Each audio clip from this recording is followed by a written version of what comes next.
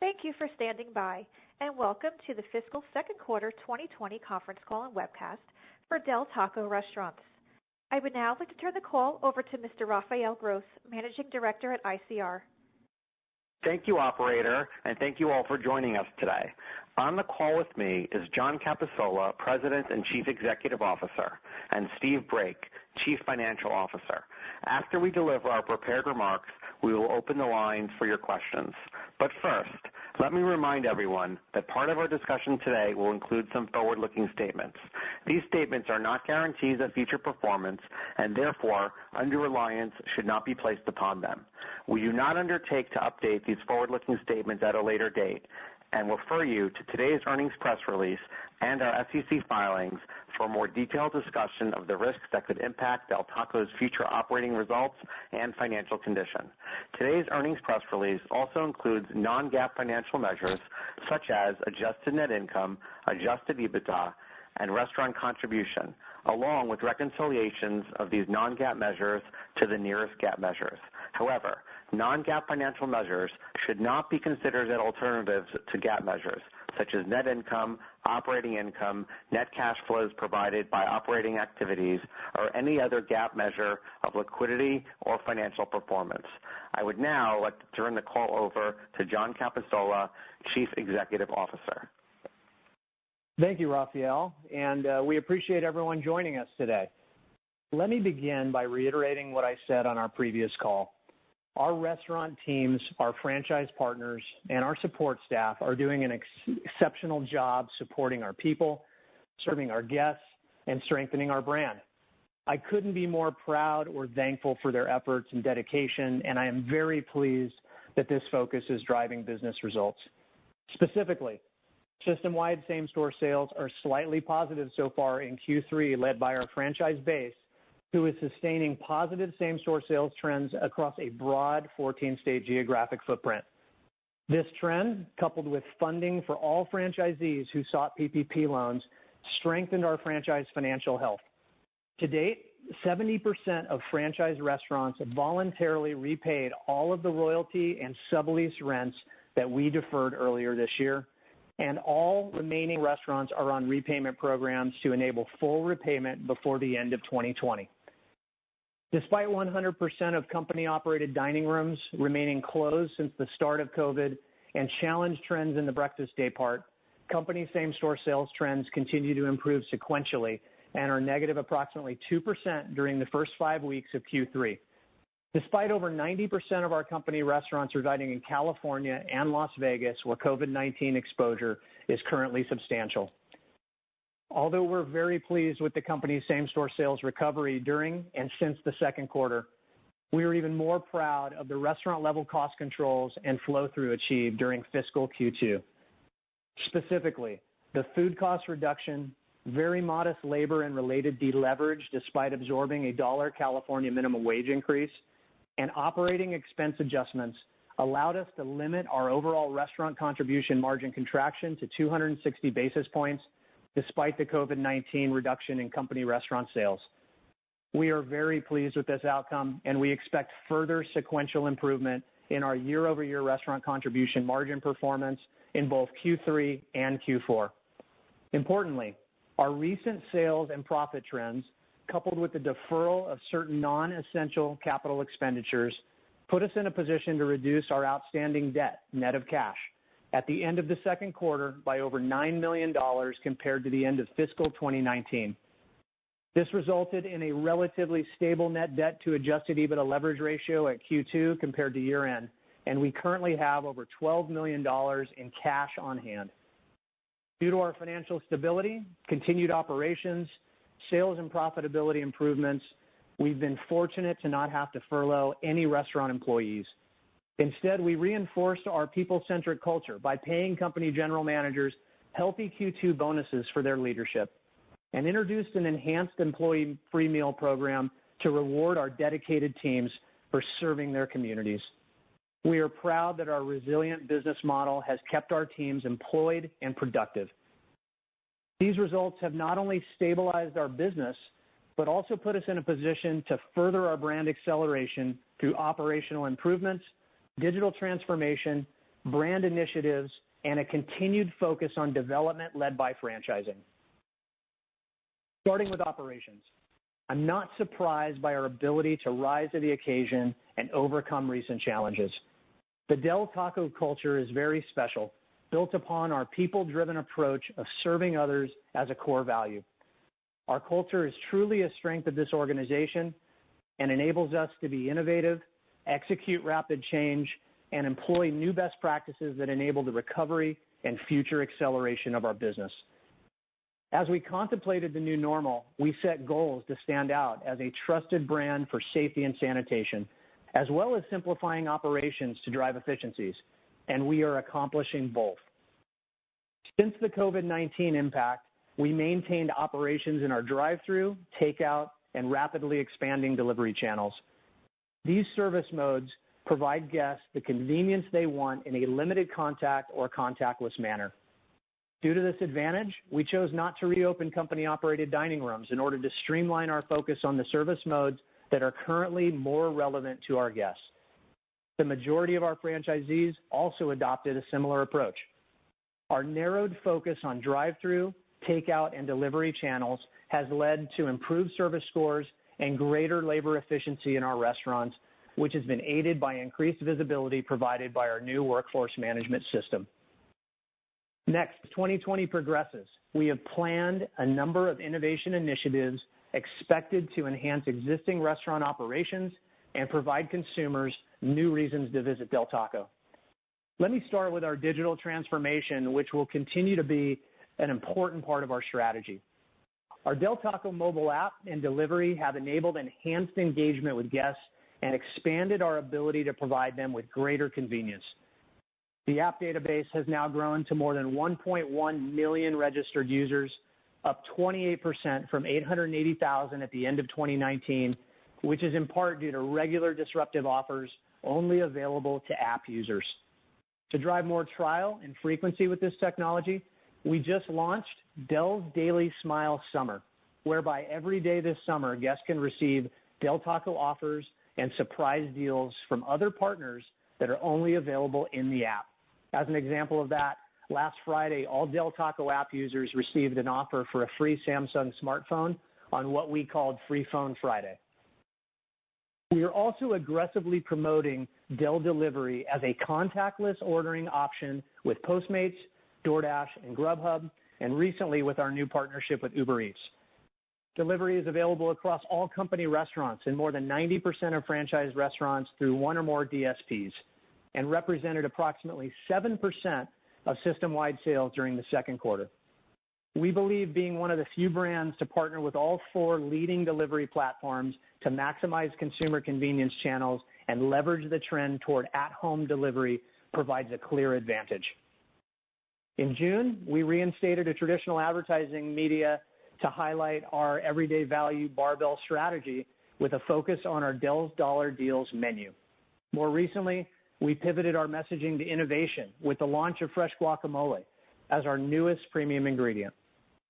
Fresh guac builds on our strategy of delivering fast casual, fresh quality ingredients with fast food speed, convenience, and price. We plan to use fresh guac as a QSR plus point of difference by making it available across our barbell menu strategy as a side or product modification, as well as within new products designed to highlight this signature ingredient. We featured it as part of the recent launch of the new Epic Burrito lineup, which allows the guests to choose chicken, carne asada, or Beyond Meat for any of our Epic Burritos, along with simplified product builds to ease operations execution. Early returns from this new ingredient feature extremely high guest satisfaction scores, along with increased Epic Burrito product mix, which underscores our ability to deliver value and convenience even at the premium end of our barbell menu. Next week, we'll introduce new crispy chicken as part of an overarching Combined Solutions event. As a reminder, our Combined Solutions approach pairs catalytic marketing activity with operational enhancements, and it has been a key part of our same-store sales growth playbook for over the past decade.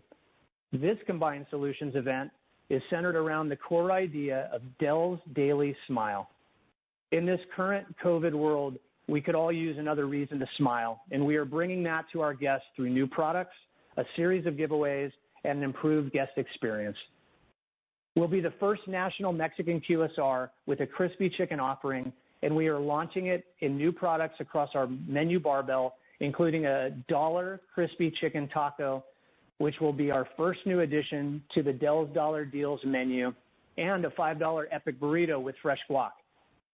The product launch will be supported by a new marketing approach and brand voice developed by our new advertising agency, Skyver, and CMO, Tim Hackart.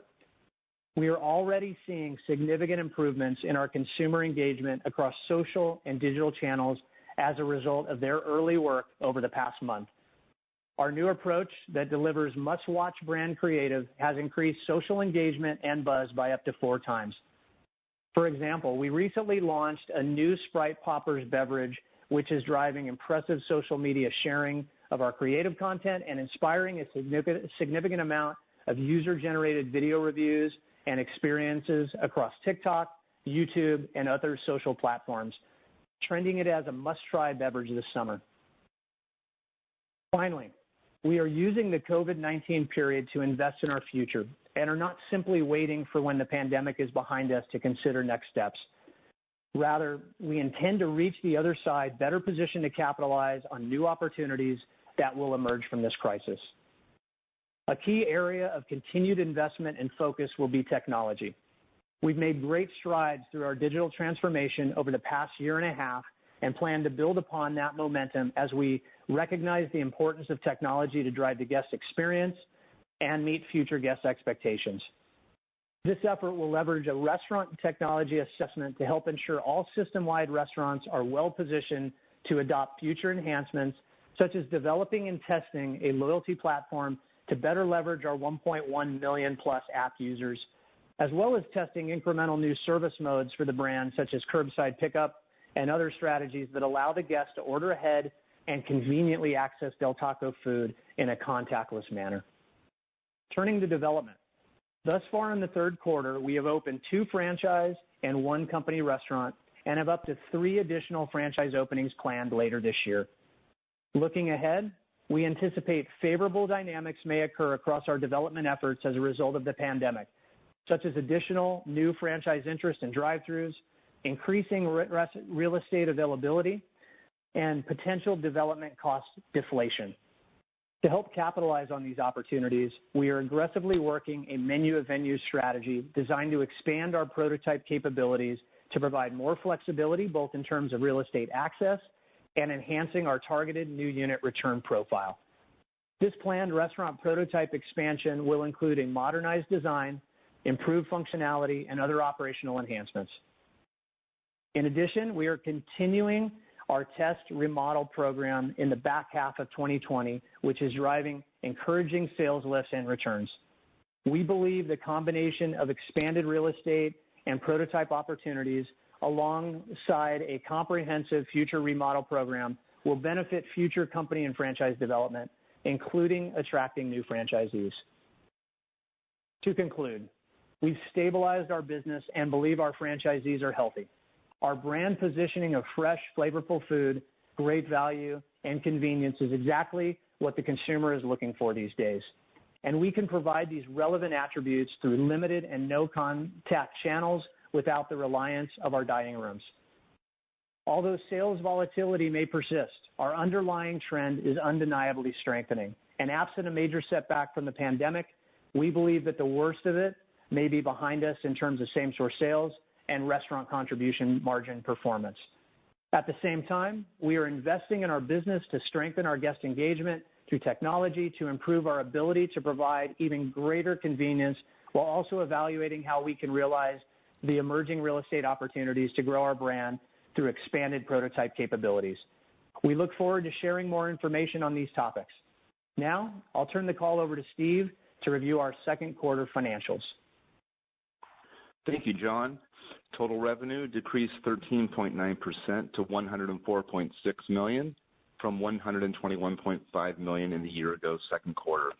System-wide comparable restaurant sales decreased 10.1%, including a 12.6% decrease at company-operated restaurants and a 7.2% decrease at franchise restaurants.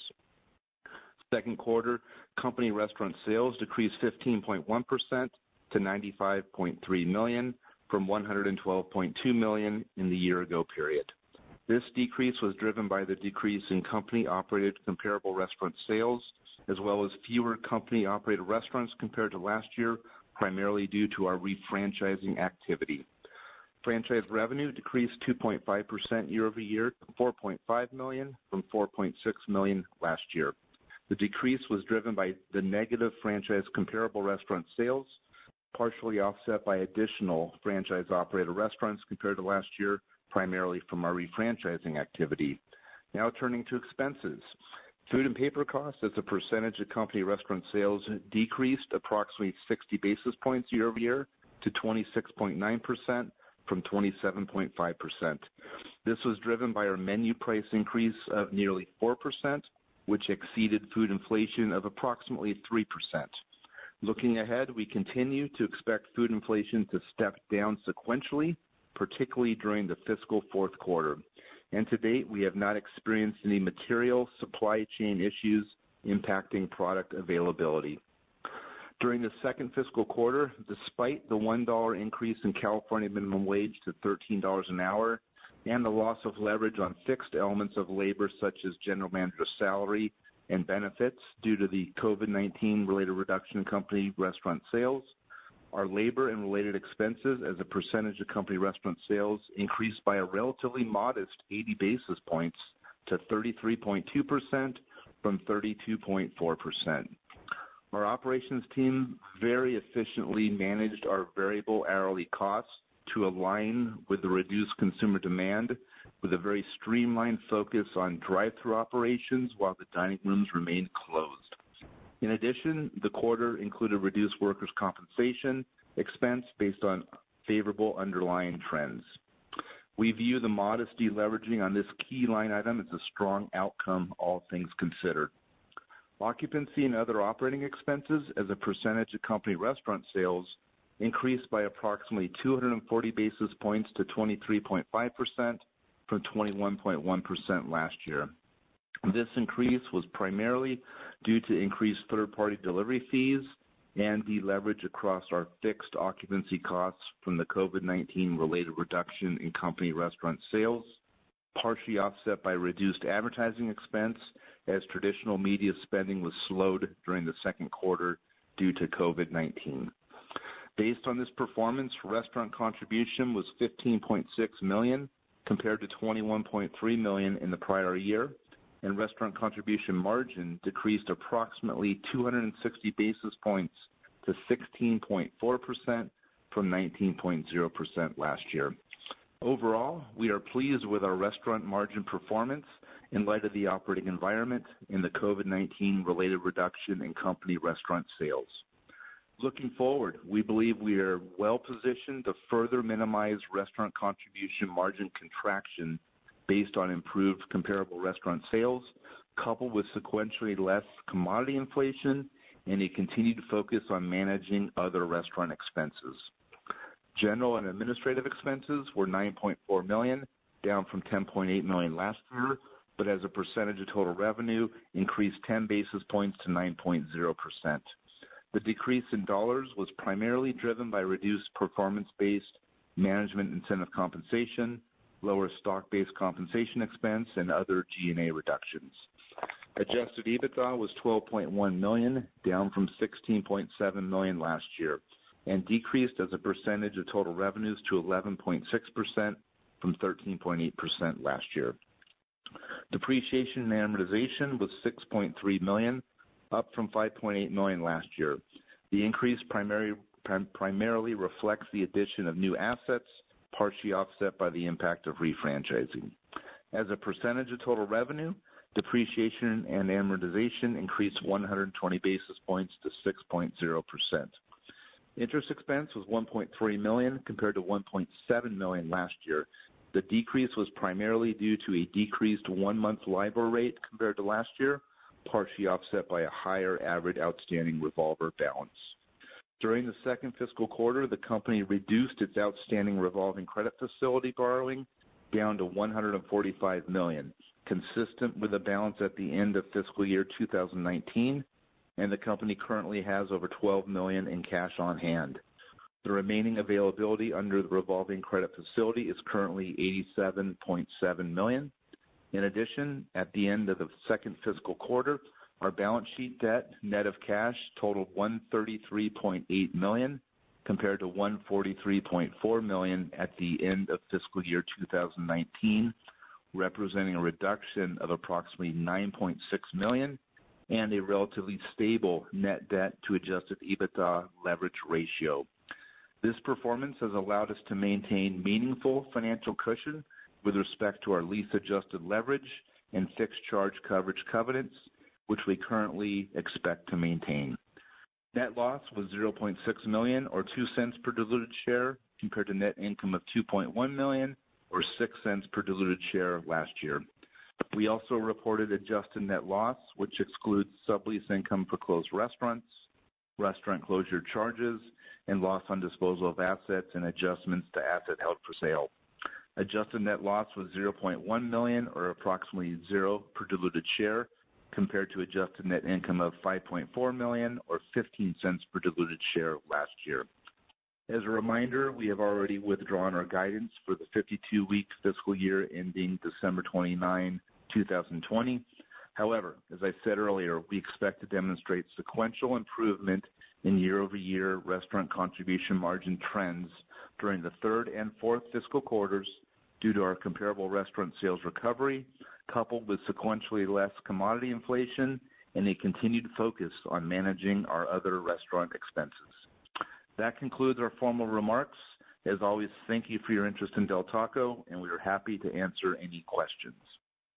Thank you. We will now be conducting a question and answer session. If you would like to ask a question, please press star 1 on your telephone keypad. A confirmation tone will indicate your line is in the question queue. You may press star 2 if you would like to remove your question from the queue. For participants using speaker equipment, it may be necessary to pick up your handset before pressing the star keys. Our first question comes from Nick Setyan with Wedbush Securities. Please go ahead. Hi, thanks, and congrats on a very solid unit level margin, well above, I think, even the most bullish expectations.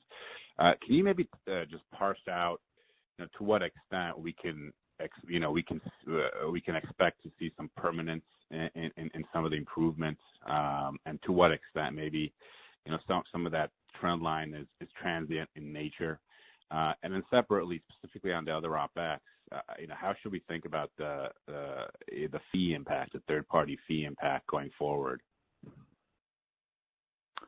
Sure, Nick. This is Steve. As we mentioned, the real good news is looking forward, we absolutely expect sequentially less restaurant contribution margin contraction in both Q3 and Q4.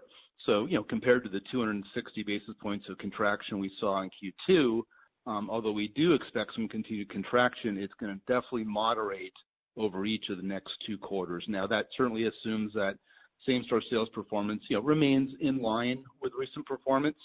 Overall, certainly the strength of our company's same-store sales, along with commodity trends on certain items that we have not yet contracted, that's going to influence our ultimate restaurant contribution performance over the next 2 quarters. So, overall, we like to see that, food reduction on a percent basis. We think that'll maintain. Labor, 80 bips of deleverage despite, a significant negative comp influenced by COVID. It just speaks to the very good discipline within that, labor and related bucket. So we're real pleased with that. Expect to see that continue. And then even occupancy and other, you mentioned delivery, that certainly is, the most notable point of pressure on a percent basis.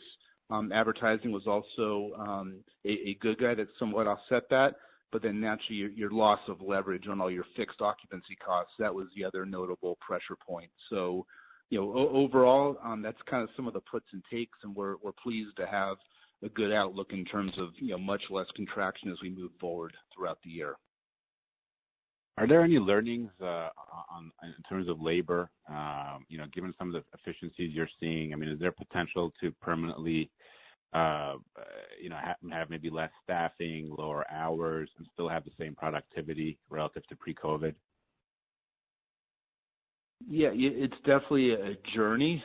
We delivered a very efficient outcome the first day and week of COVID.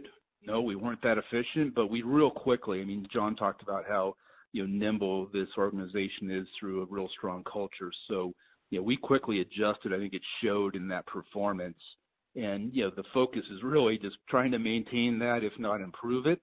But we're absolutely, chronicling learnings along the way that, probably are going to inform future strategies, to say the least. Now, to be fair, that lack of a dining room, is playing a big role in that.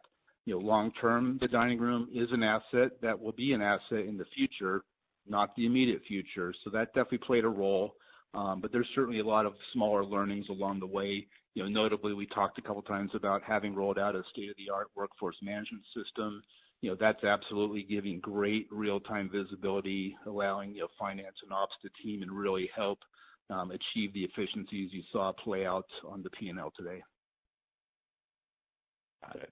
And just last question, the difference between the co-owned comp and the franchise comp, I mean, is it just down to a higher percentage of no drive-through locations in the company-owned base, or is there something else going on there?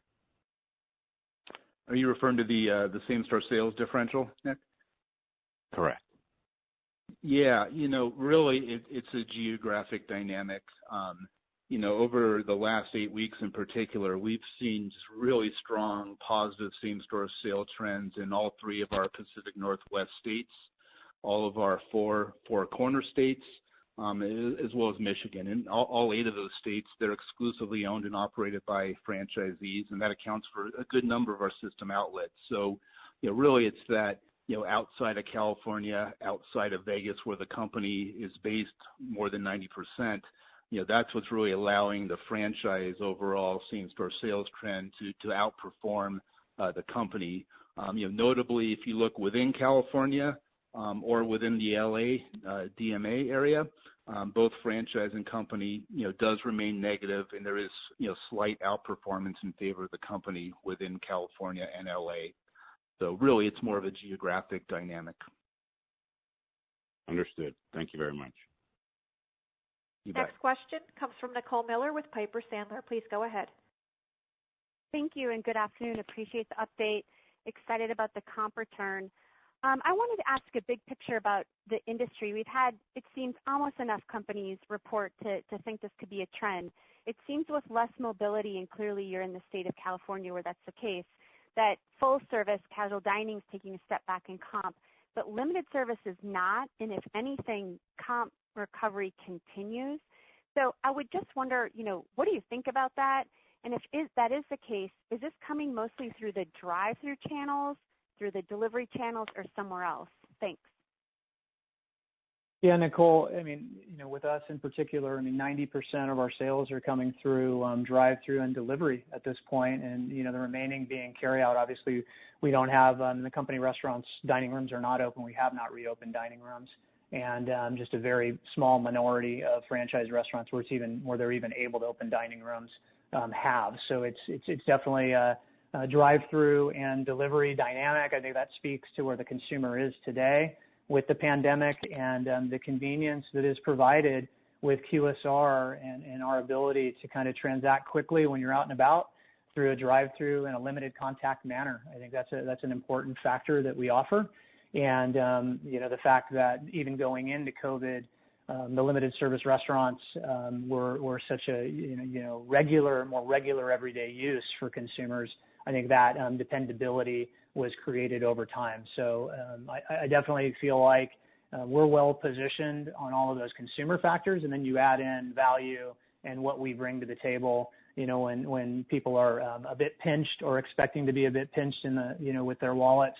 I think we can absolutely continue to see momentum given these dynamics in our business. Thank you. The second and final question, you talked about the dollar increase in California minimum wage. On some of the other conference calls, it did come up in the Q&A that your peers are taking price. And I'm wondering if you're thinking this is an opportunity for your brand. If you did say price in the comp in the quarter, if you could repeat that, I might have missed it. And then if you think there is a pricing opportunity, where in the menu or which platform might you take that in? Yeah, in terms of menu price during the quarter, we were menu priced at close to 4%. I'd say for the full year, our outlook remains at least 3.5% to 4% area based on actions we've taken to date, and then one pending potential action in the fall. So 3.5 to 4, certainly that was set up, a while back to, in part help manage the labor inflation that you referenced.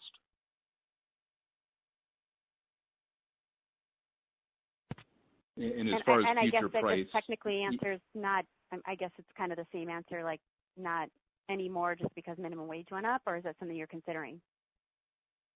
No, I think we're always looking at it and trying to determine what the right amount to take is. But obviously, we want to keep an eye on transactions. We want to keep an eye on the health of the consumer and the competitive set before we make those decisions. And there's some levers that we do see as opportunities to pull. One in particular is on the delivery front.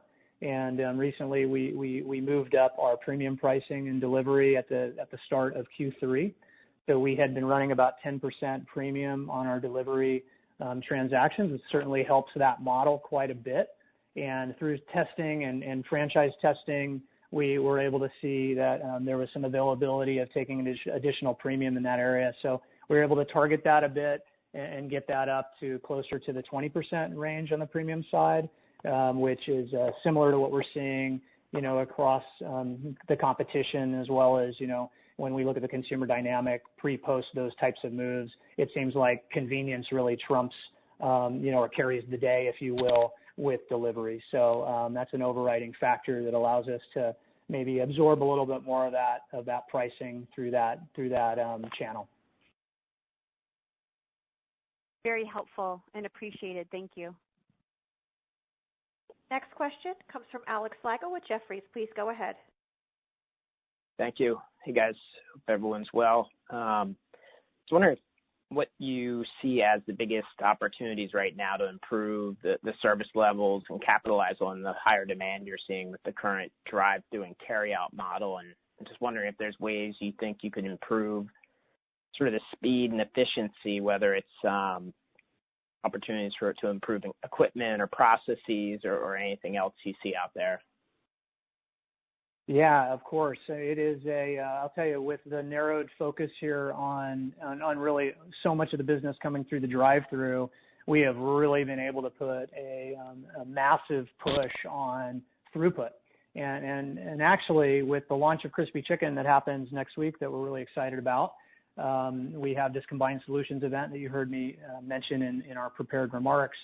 And with over 90% of our business coming through the drive-through and delivery, we want to make sure we're improving that experience in both these channels with this launch. And so we are launching something that we're calling our throughput playbook. And that provides, really specific tactics on a store-by-store basis to enable the growth of car counts during peak periods. So things like the playbook includes things like options for the use of cones to extend our drive-through queue line, as an example, or deployment of technology where we use an outside order taker, where we might have some more challenged drive-through stacks to get that person out there getting that order into the kitchen sooner.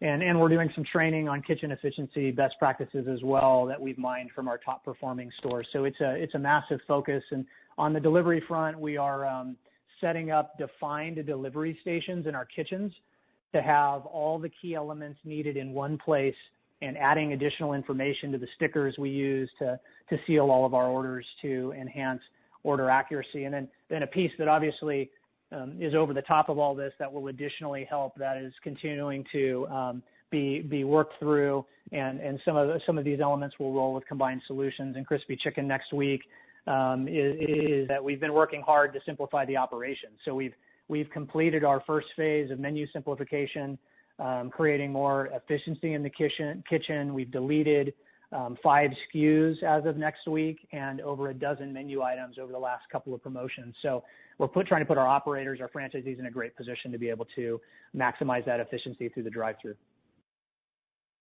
That's great.